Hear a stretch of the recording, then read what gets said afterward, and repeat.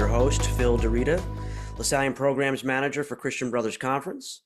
Also joining me behind the scenes is Sarah Leighton, our Director of Education and Formation. And we are thrilled to be with you this afternoon or evening, depending on where you are in our Lasallian world. We have Lasallians joining us all across the country from coast to coast, as well as international participants too. Without further ado, it's my privilege to introduce our speakers. The presentation tonight is called The Concentration Programs at Salle College High School, Sparking Academic Interest in Sometimes Overlooked Average Students, with our presenters Michael Sabatino and Brother Anthony Baginski, FSC. Brother Tony is in his third year at Salle College High School. He helped design and implement the Global Business Concentration with its first cohort of 13 seniors graduating this past May and 30 rising seniors enrolled in the Global Business Concentration. In addition to his role with Global Business, he oversees the 6 concentration programs, which include Digital Media and Communications, Engineering, Global Business, the IT Professional, Music Production, and Health Sciences, as the Associate Dean of the concentration programs. Prior to his arrival at LaSalle, Brother Tony spent 11 years at Central Catholic High School in Pittsburgh, where he helped design and outfit the Zubanzik Family STEM Center and develop the STEM curriculum, and was principal for the last 6 years. Brother is a recent graduate of the Buttermer Institute of Lasallian Studies. Michael Sabatino is the Chief Information Officer at LaSalle College High School, and in that role, he oversees LaSalle's IT infrastructure and programs. He works directly with students through LaSalle's unique Student Lab Manager program, as well as serving as the IT Professional Concentration Coordinator. Students in this concentration program have access to industry-level curriculum and certifications, and receive hands-on experience working with LaSalle's Office of Information Technology, as well as outside IT experts. Michael was previously at his alma mater, Roman Catholic High School, as both Director of Technology and an English teacher. He earned his BA in English from LaSalle University and an MS in Instructional Technology from St. Joseph's University. And Michael is a Cohort 4 graduate of John Johnson Institute of Contemporary Lasallian Practice. It gives me great pleasure to turn this webinar over to Brother Tony and Michael. Gents, please take it away. Well, thank you, Phil, and thank you everybody that's tuning in and taking some time out of a busy schedule to learn more about the concentrations. So as we always do, let's remember that we are in the holy presence of God. And this Saturday, it was also the Feast of All Souls. So we pray for those who have gone before us, for those who are at our schools, for those who, whether it be 10 years or 50 years or 200 years, depending on how old your school is, that they committed to this vocational ministry of education, for the human and Christian education to touch the hearts of students. And may we continue to follow in their footsteps. St. John Baptist de La Salle, pray for us. Live Jesus in our hearts forever. Father, Son, Holy Spirit, amen. So what I'm going to do is I'm going to give the 30,000 foot view of the concentrations program, and then Mike is going to go into in greater detail in the IT professional.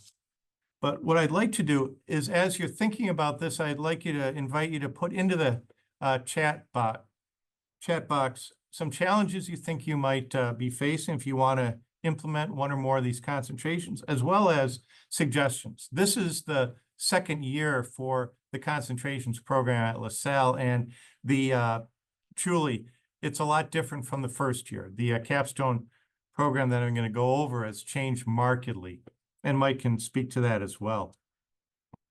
So we promote this, and we meet with parents, and tend to start off with a little story. And I've spent half a semester teaching at San Miguel in Camden. And that was my only interaction with middle school. So those of you that are in a Cristo Rey school or have taught middle school students, you have much more information and background than I do. But I noticed at the middle school age that students tend to be able to focus on something that captures their attention. They can go deep into it, and they could almost become obsessed with it. And that's both boys and girls. And of course, we're single sex, all boys at LaSalle, but I've taught both young men and young women at other high schools. And so what the impetus was of this is as we see this in so many other areas other than academics, there's things that spark students' interest. And we ask ourselves, what could we do to try and spark the interest? And first of all, we go back to the philosophy. And the philosophy of John Baptist de La Salle is to provide these students with a human and Christian education. And so beyond that, what is that human education? And if we can spark an interest in an academic field that they want to really learn more about, that they want to take on a project where it's both learning, but also the idea of having something tangible that they can produce, and at the end of their high school career, to be able to stand up in front of people and say, this is what I know, this is what I've done, this is how I've grown. We think that's really important and can be a game changer academically for so many students. So we want the outcomes, some of the outcomes that we have for this program: develop and practice leadership and professional skills.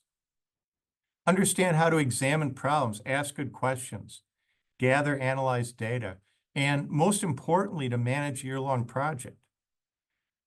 And as a side note, to be better informed about possible career options, we're not looking to track students in, but we also want them to go with their eyes wide open into what a career might be.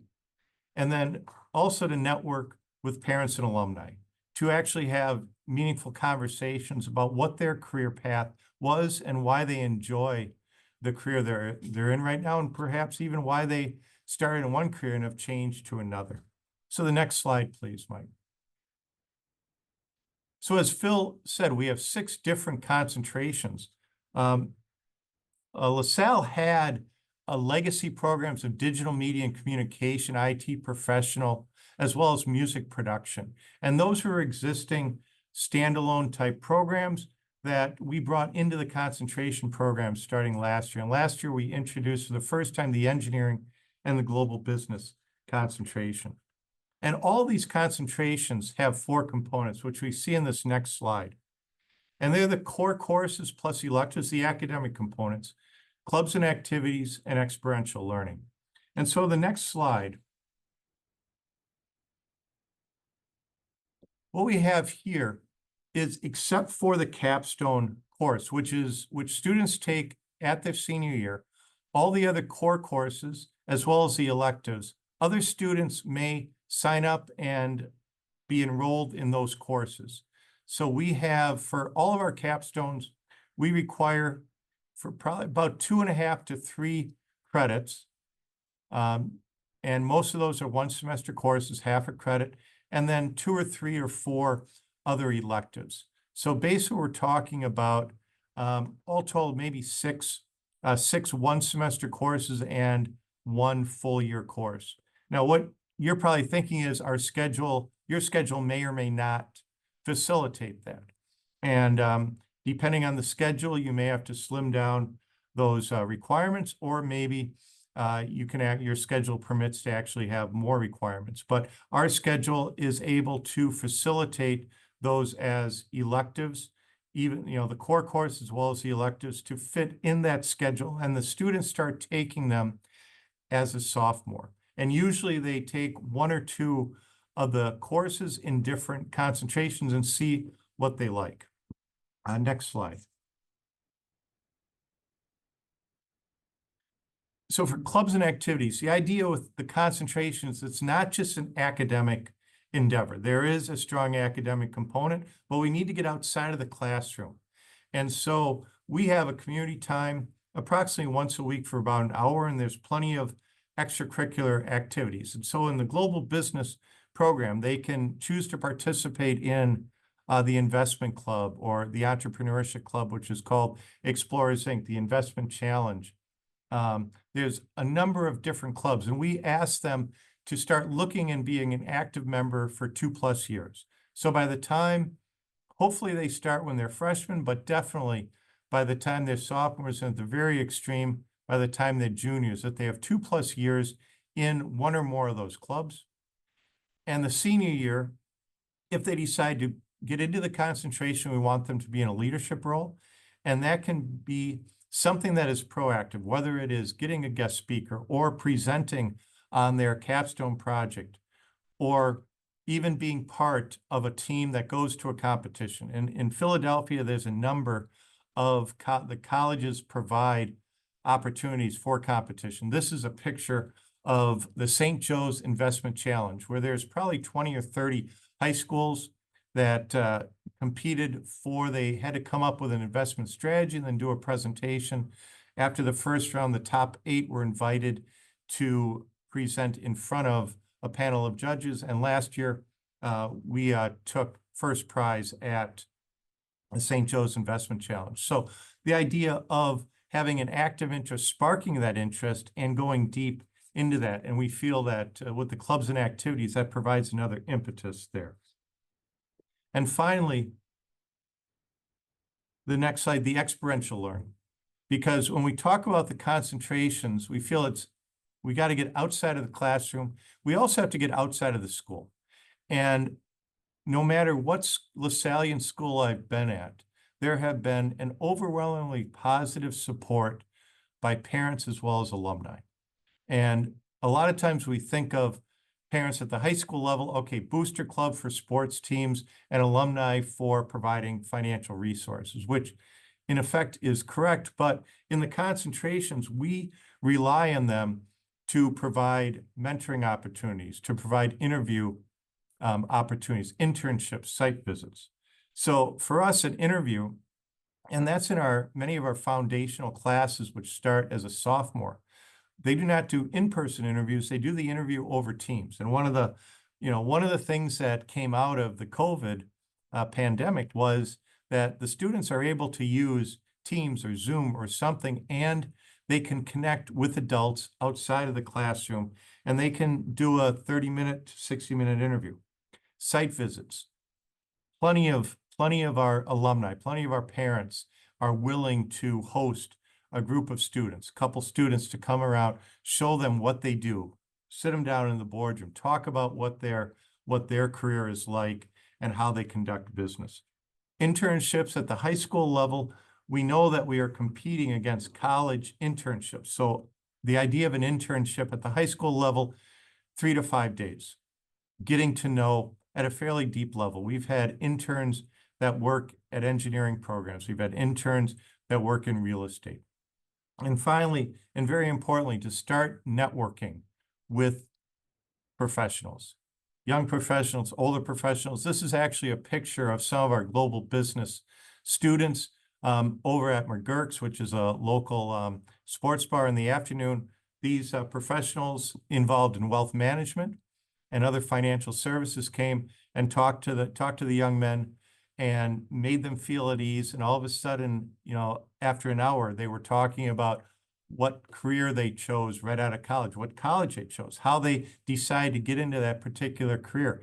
They asked them about what their capstone projects were like. And at the very end, all of them got out, their business cards and said, if you have any questions, need a help or need a little guidance, give me a call, send me an email, happy to help out. And I am sure that this is not singular to LaSalle College High School. There are plenty of alums that are willing to provide their time and talent to help the students. And then finally, the capstone project, which is on the next page. What we tell the students for the capstone is, first of all, find something that you enjoy, that you're enthusiastic about, because this capstone project is going to be, you're going to be with this, you're going to be living with this for 8 months. The other criteria is, first of all, it should be non-trivial. A professional in that area should be excited about it and be able to say, yeah, that's interesting. It might have been done kind of like this before, but maybe you could put a little twist on it. And the idea is that you come out of it and you do a deep dive into something that really interests you. So in the digital media, Giving Tree Foundation, that was a team effort, partnered with a local nonprofit, brought in a professional production team, and they worked with them side by side to develop a video commercial for this nonprofit, the Giving Tree Foundation. One of the students, parents came from, I believe, they came from Pakistan. An issue at their village was how to have clean water. And so he wanted to develop, his project was reverse osmosis water filter. And then Mike can talk about the IT professional, but the mobile device deployment with the PA State Senate. Next. And finally, at the very end, after 8 months plus some work in the summer of hard work, the presentation night. And we had that presentation night. There's a couple reasons, but the main reason is many of the students do not know how much they have learned, how much they've grown, how competent they become in a particular area. And one of the nice things about that presentation night is when you're in front of parents that you don't know, including your own parents, as well as mentors, as well as professionals in that field, and they get up and have to present their capstone, and then they start getting questions, and these questions are not scripted, and they have to stand up and answer them.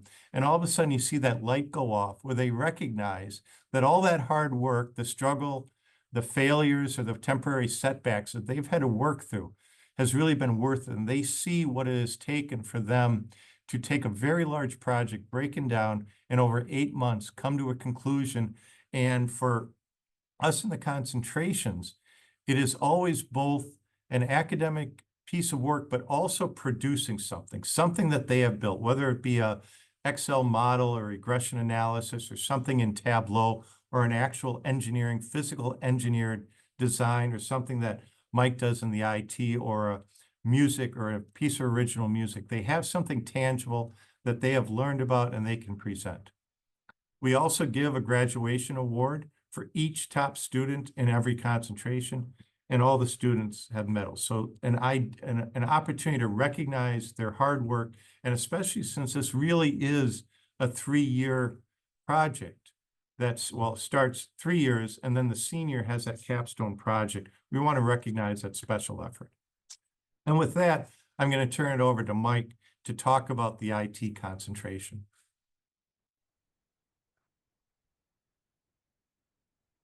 Thank you, brother. I'd like to start. I'm going to, kind of talk from the beginning and work our way back towards the start at the end with what brother just talked about, and then kind of go back to the beginning a little bit. I do want to talk about that last piece he was talking about there, talking about that that presentation night. For me, seeing the looks on the parents' faces, the professionals' faces of what our students were able to come up with. And seeing the reaction from the other students, like, wow, this thing that I was passionate about actually has some resonance, has something that meant something to someone, really was a very, very powerful, a powerful moment for me.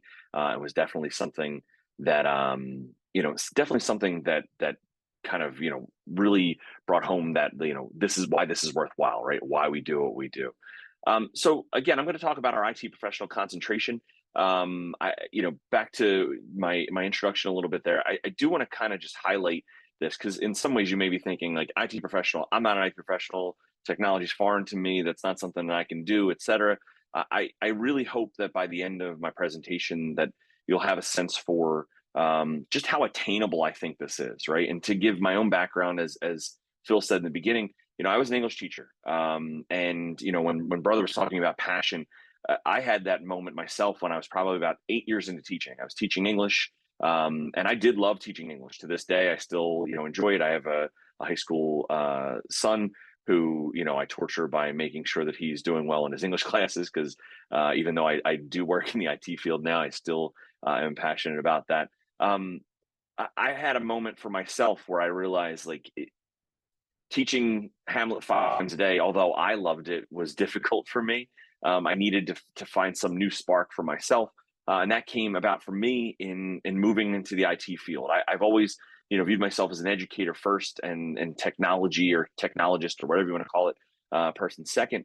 And that spark for myself really kind of informs the way that we're trying to build the program that we have here, right? For myself, it was the idea that technology can really transform what it means to be an educator. So for myself, feeling as though I was able to, kind of make a larger impact with something that I was really interested in.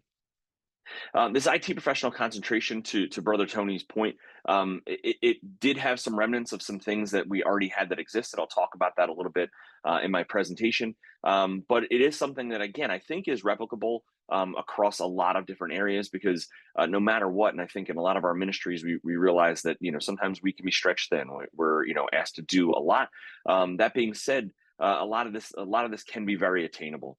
The two main areas that I want to focus on are the curriculum, and I put there that it's ever changing curriculum, and I'll talk about that just in the IT field, how important that is, but also, as Brother said, that experiential learning piece, and how we address that in the IT professional concentration.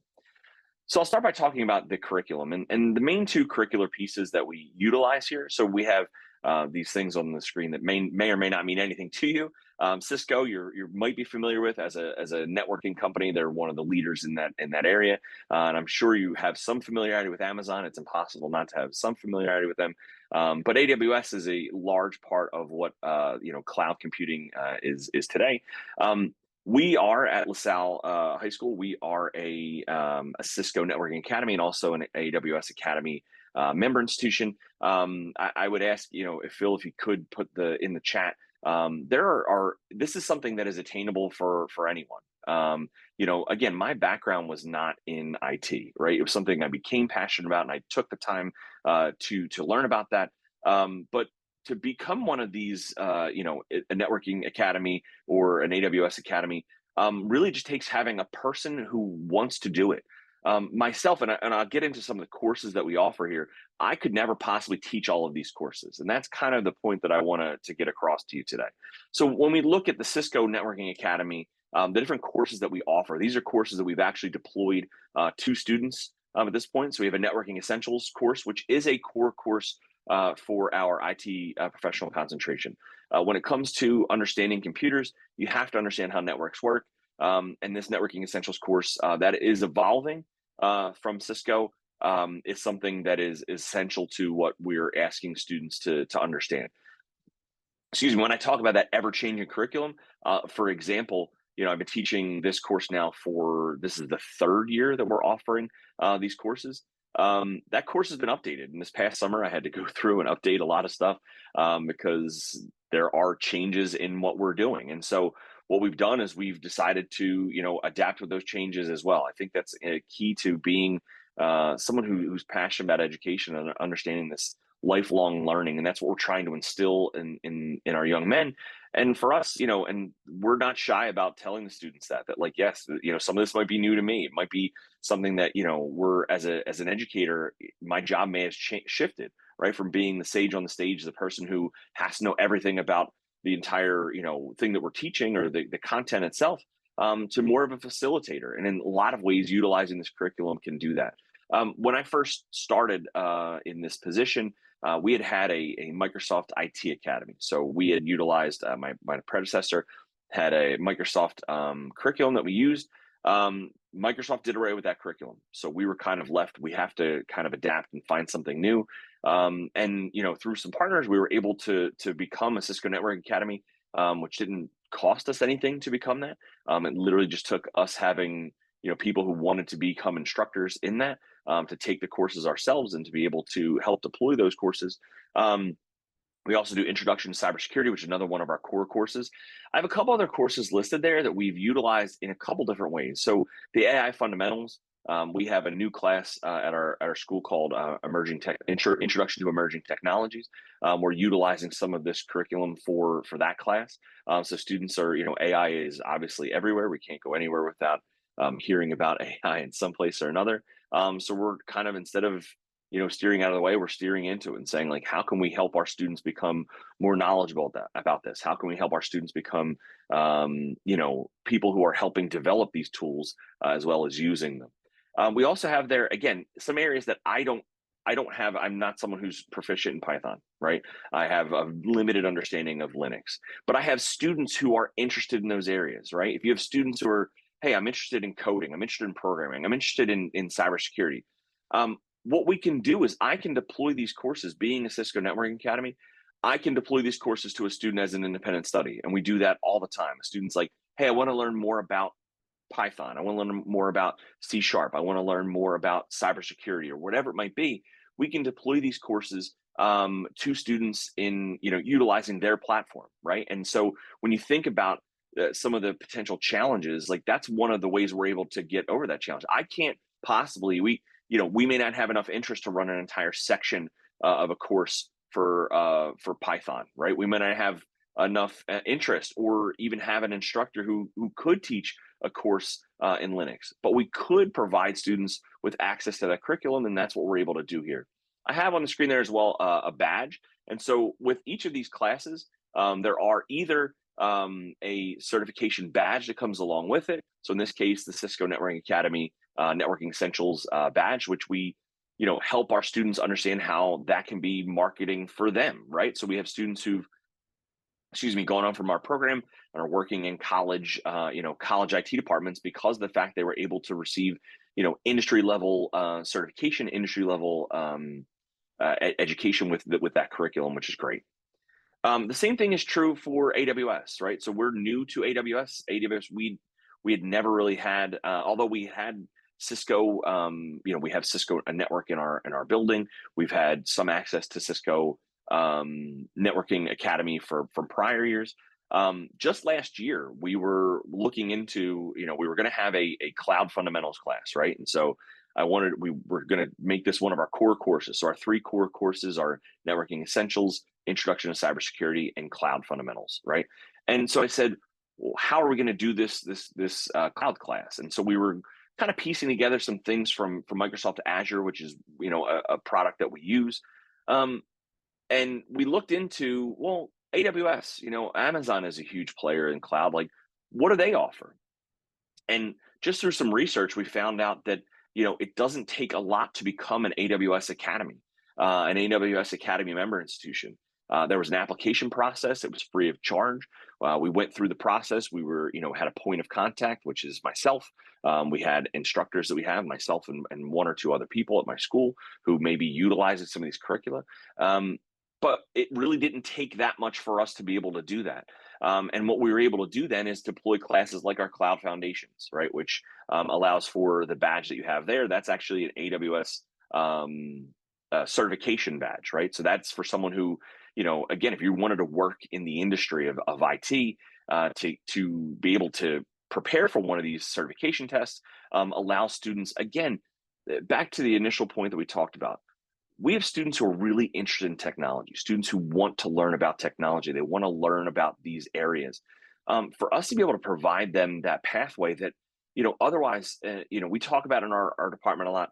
We may not always have some of our students are also taking AP classes, right? Some of our students, are super involved in other areas. For some students, this is everything to them. IT is what they want to do. They're just passionate about technology.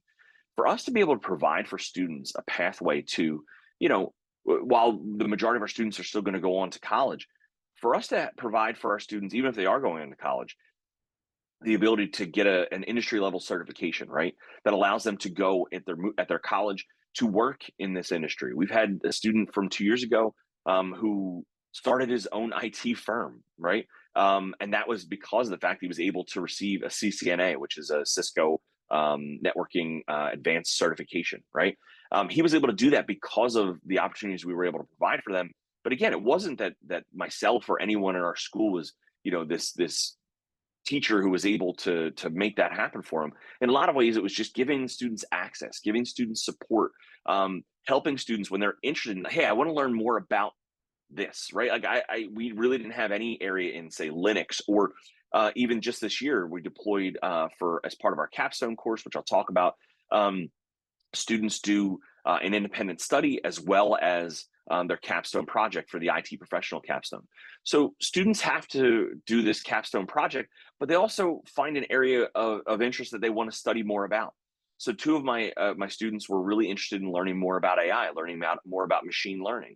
So we're able to deploy to them an AWS Academy curriculum course, right? So I have 2 students who this semester are taking, as part of the IT professional capstone, they're taking machine learning foundations, and they'll be able to receive a certification for having done so through this curriculum, which is great.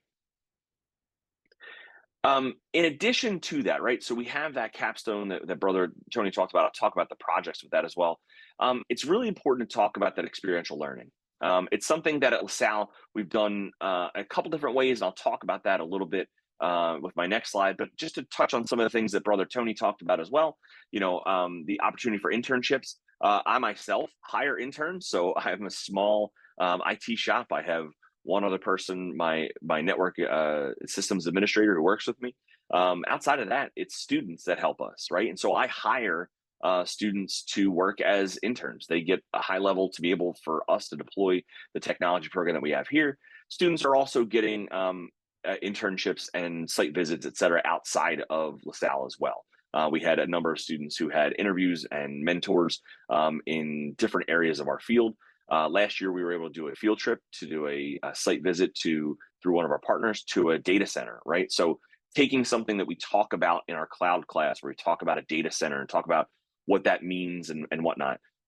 What we did last year, we did our site visit, and those students that were in the capstone class who were part of that site visit came back to present to our cloud class about what they were learning about, and then what they actually saw, and how sometimes what we had done in class didn't even kind of touch on what the real scale of a data center is, right? And it was so important for them to see that with their own eyes, to walk the halls of what a data center looks like, was a really powerful tool for our students.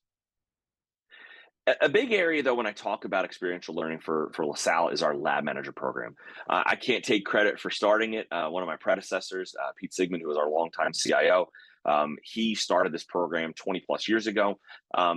Pete was a coach, and he was a rowing coach, and he wanted to coach rowing while he took this new job taking over the tech department here at LaSalle. And they said, sorry, Pete, you can't coach and technology. It's too big a job. You can't do it. And so he said, well, let me coach students in technology. And that's how this program came about.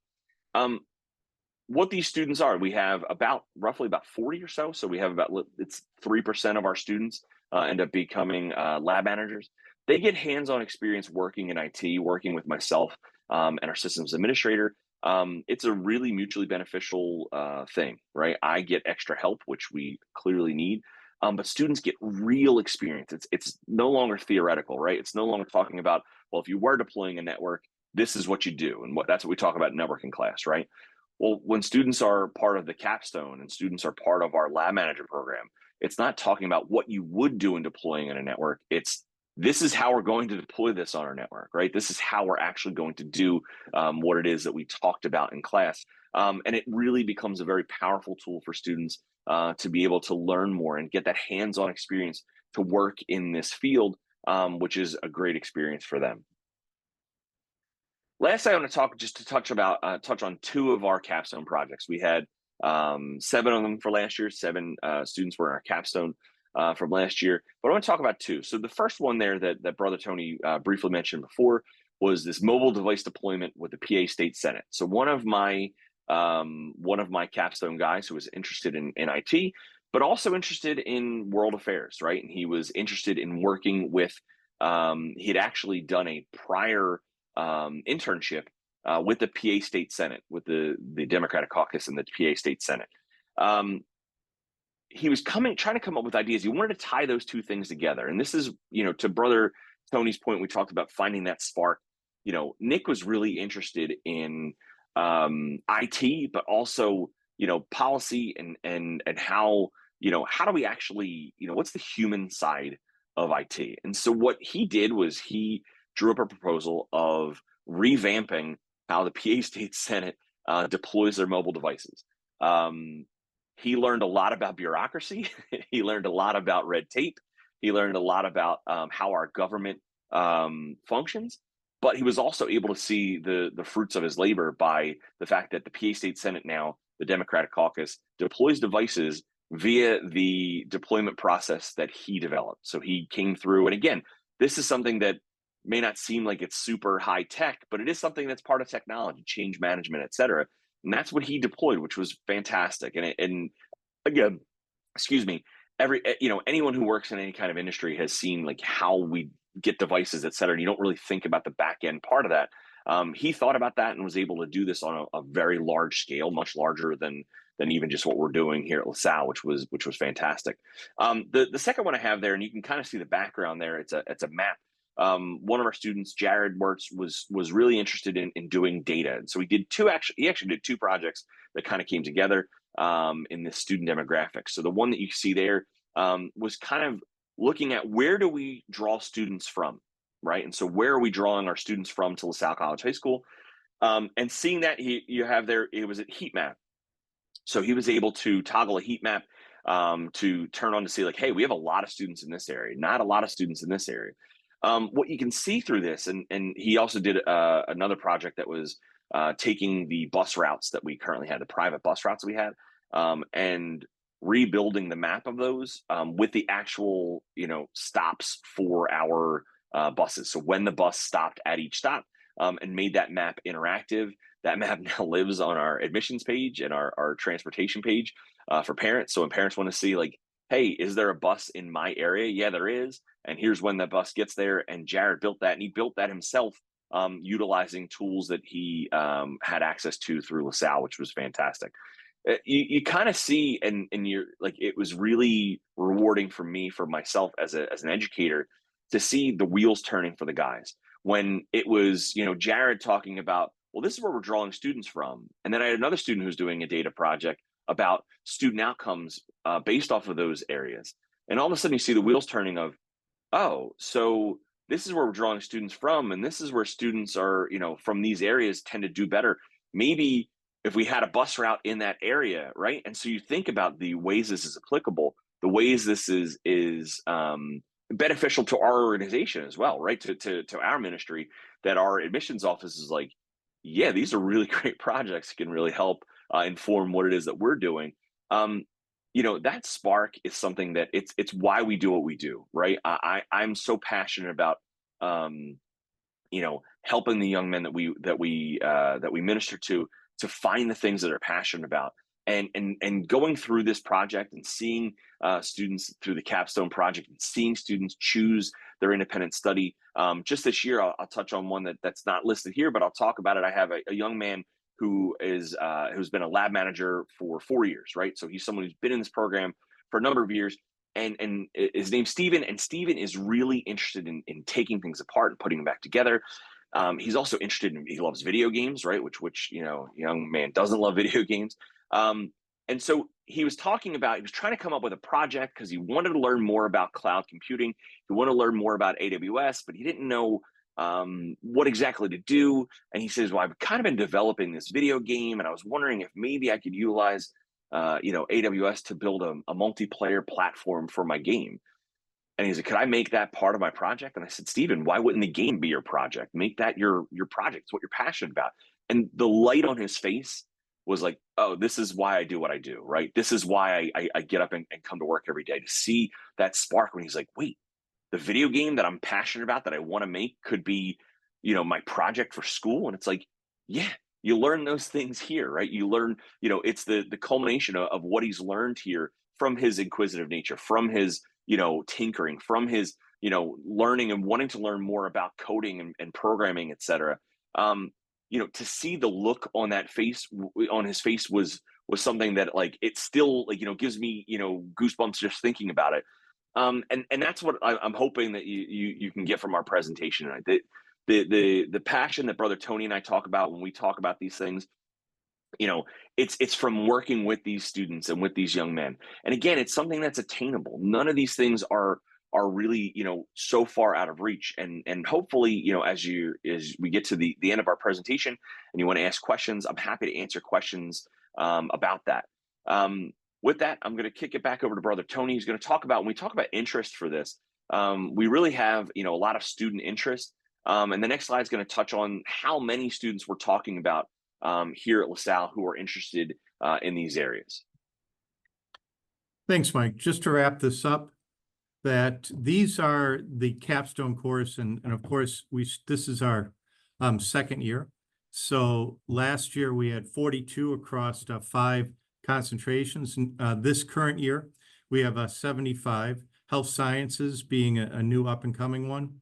And then next year, we hope to offer leadership, public service, and law concentration. So there's definitely 25% of our seniors are enrolled in that. And I have to say, with a couple of exceptions, the vast majority of them are not the ones that are loading on 3 or 4 AP courses. They're the ones that are the middle academic, good hard workers, but they found something that they're passionate about.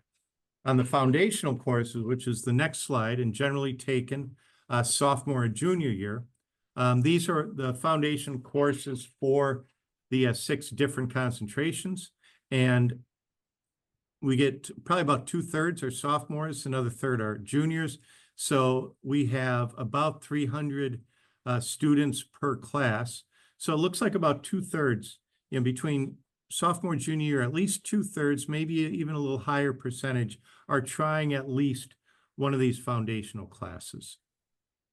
And with that, we once again appreciate the time that you have taken to tune in, and we're going to open it up for questions. And we'll turn it over to Phil. Excellent. Awesome. So I did see in the comments earlier on from Sherry Broadhead, she did make a mention of we want to, let's see, let me pull it back. We want to start a business academy and cannot find a full-time business teacher who can really lead the charge. So I think in some parts of your presentation, you might have touched on that, but can you maybe answer to maybe some of that challenge that Sherry's experiencing and how maybe this can work for her?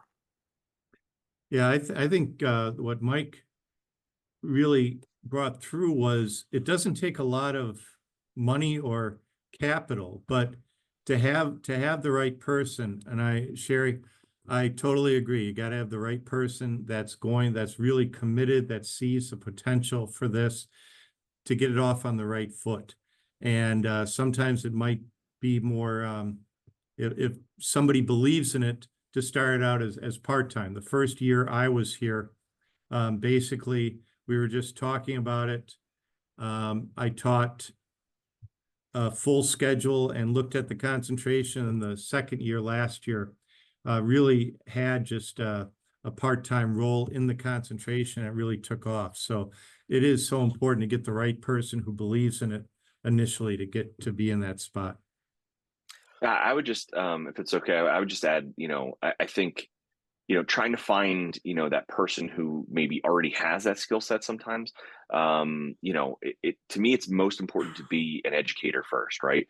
It's, finding someone who is a business person, they may end up being a good teacher, but I feel like it's a lot, and especially I'll just touch on, in our area in IT, it's a lot easier for me to teach someone who wants to learn about technology and become a technology teacher than it is to find a technologist who's going to be able to connect with students, right? And so in some ways it may just be identifying a person who is passionate about something or is interested themselves in it. And for us, we're blessed at LaSalle that we have leadership that has empowered us to do that. So I was like, hey, in order for me to do this, I'm going to have to take these classes myself, and having that okay from our administration, from our higher ups to really believe in what it is that we're doing. That was a key part of it for us. And just to clarify, the capstone project, it's a 1 credit full year class that's scheduled, yes? That's correct. Yes. Excellent. Okay.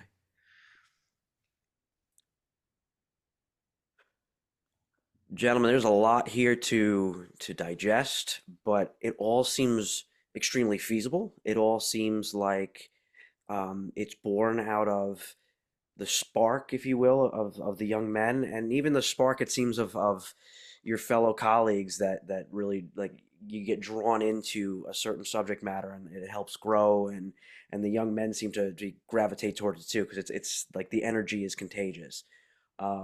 Has there been anything that you've seen come up that was completely out of left field, totally organic, didn't really see it coming, and when you did it, it just flowered into something that a whole bunch of the students really got behind, in the sense of the technology or the business, or something?